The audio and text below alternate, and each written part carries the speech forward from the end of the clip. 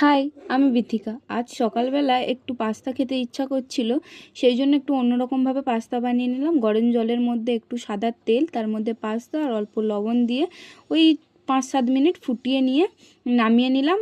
আর ওপর থেকে তারপর নামানোর পর ঠান্ডা জল দিয়ে দিলাম যাতে পাস্তাটা জড়িয়ে না যায়। তারপর কড়াইয়ের মধ্যে তেল দিয়ে তাতে দুটো ডিম দিয়ে ডিম দুটো খুব ভালো করে ভেজে তুলে নিলাম।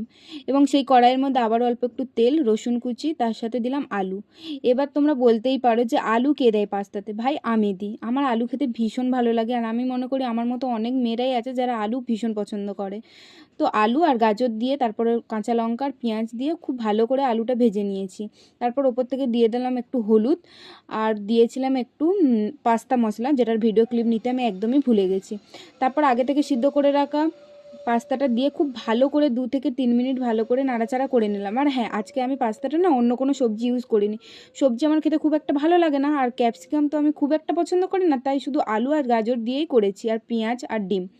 তো তারপর ওপর থেকে দিয়ে দিয়েছিলাম একটু সয়া সস আর একটু কাসুন্দি সস দিয়ে, আর আগে থেকে ভেজে রাখা ডিমটা দিয়ে খুব ভালো করে 2 থেকে 3 মিনিট নাড়াচাড়া করে নামিয়ে নিয়েছিলাম। সত্যি কথা বলতে এই পাস্তার টেস্টটা দারুণ হয়েছিল। তোমরাও একবার এইভাবে ট্রাই করে দেখতে পারো। আর তোমরা কারা কারা পাস্তা খেতে পছন্দ করো অবশ্যই কমেন্টে জানিও।